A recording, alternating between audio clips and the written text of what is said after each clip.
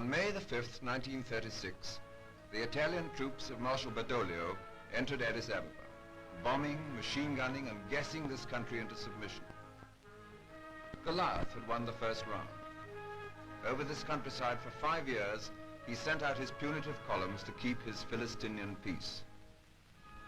But the revolt went on, against the dizzy background of the Abyssinian mountains, where the people waited in extraordinary confidence for the day when their own monarchy should return and the tyrant's flag should be pulled down.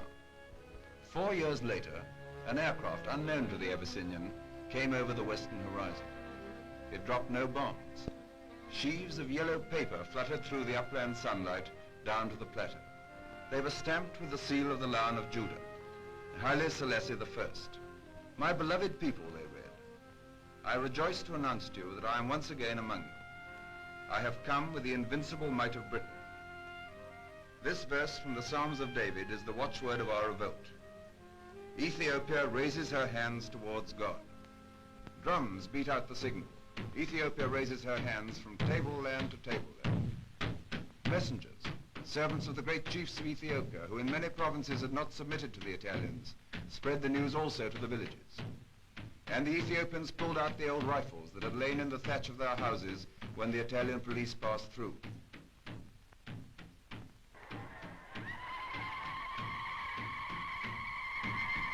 They saddled their horses and mules, harnessed them in the fierce bits of war, and hurried to the chieftain's camp. This was the Abyssinian mobilization, the formation of the famous Patriot Army in its rags and its bare feet, which struck such fear into the Italians and crumbled their resistance behind the battle line, where at Keren and on the Juba River, in Asmara and Harar, the British regular war machine was pounding their wearied troops. And this is the headquarters of the man who at his emperor's command held up the flag of Ethiopian liberty for 5 years. Ras Ababa Aragai, in 1935 and 1936, chief of the Addis Ababa police. A quiet, astute, gentle-voiced officer, incapable of shouting Duce, Duce in any language. One of the bravest men in the modern world. Ababa Aragai has spent the past 5 years never more than 100 miles from Addis Ababa. With a price on his head, he's been wounded in battle half a dozen times. He's foiled more than one Italian expedition of 15,000 men. And now the promised arms are coming. British rifles with British bayonets, all sorts, Martinis, Lee Medfords, Lee Enfields, and American rifles, Springfields. It was the chance shipment from America that gave the first armed impetus to the revolt, and captured Italian rifles in their thousands.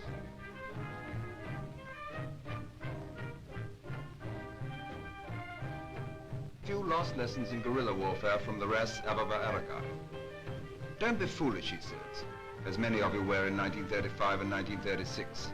Don't go en masse in front of their machine guns. In 5 years, we've learned a lesson or two in mountain fighting. The night attack, the war of nerves, and of unnerving shrieks in the dark. The war of light hand grenades stolen from the Italians. The attack on the flank, the ambush from the stone sangre. That long hair on your heads is the badge of the Arbenya, the Ethiopian guerrilla fighter. It is the outward sign of your form as irregular soldiers.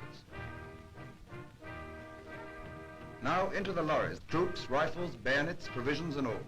And we'll show the Italians what we mean by Ethiopian independence. The Patriot armies whip up their arms, food and drink. Beer made of Abyssinian barley, called tala, and mead made of Abyssinian honey, called tej. Meanwhile, the Ras gives orders to his staff. The women bring small sacks of millet to cook cakes, and the dried peas called shimbara that are Ethiopia's hardest rations. The women and the children are going to battle with the men. The little boy carries his father's rifle until the moment when father thinks that he can draw a bead on an eye-tie. If father dies, then the rifle belongs to the little boy. Mother and son will give father a good Christian burial on the battlefield. They're stoical, but they're optimistic also. Perhaps, they think, it'll be the Italian who will lie stiff under our independent African stars. And then we'll have another rifle in the family for little brother to carry.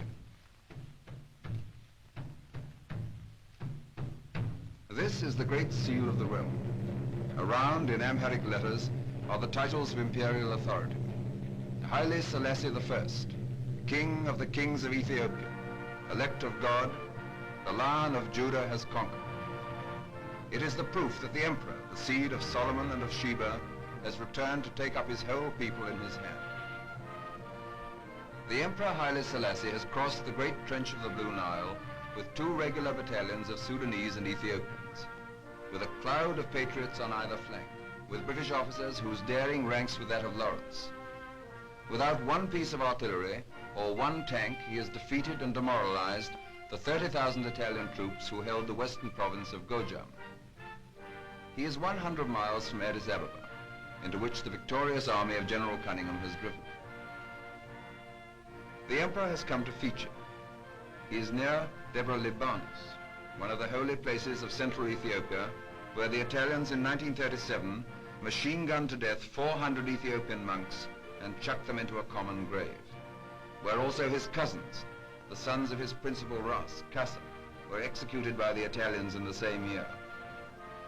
His field commander is at his right hand, and on his left is the new British commander of his bodyguard.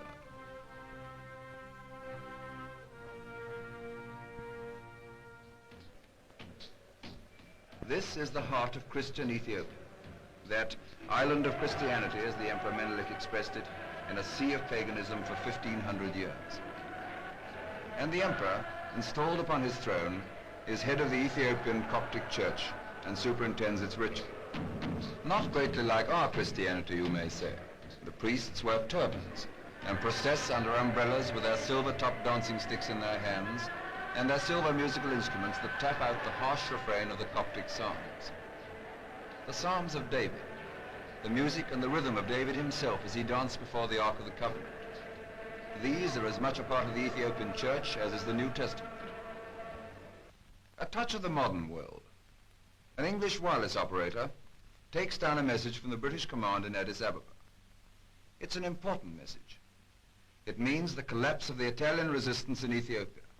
It's good news to the head of the British military mission to Abyssinia, who at nearly 60 years of age entered Abyssinia almost single-handed in August 1940, and hunted by the Italians laid all the staff work for the revolt.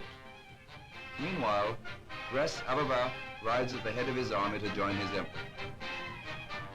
Dessier has fallen. The Duke of Aosta is in flight. We have captured more than 40 boxes of his personal baggage.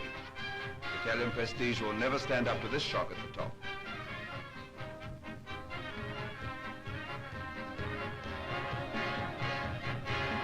And so the road to Addis Ababa is open, except for a demoralized force of Italians in the valley ahead that the emperor and his commander in the field will have to bypass or drive through. From Addis Ababa comes General Cunningham, brother of the officer commanding the Mediterranean fleet, who by his staggering advance from Kenya to Mogadishu, Mogadishu to Harar, Harar to Addis Ababa, has set up new records in military speed and has shattered armies numerically 3 times as strong as his own. This is the first time that the emperor and the general have met, and it is the first junction of the forces from the Sudan and from Kenya. And there is a hearty abandonment of beards on the part of the British officers. Antonio, the captured Italian barber, is happy, for he knows he's out of harm's way. Frankly, he was just a little scared when he saw the long hair looming over the horizon. But nobody wishes Antonio any harm. He was just a helpless, propaganda-oiled cog in the Italian machine.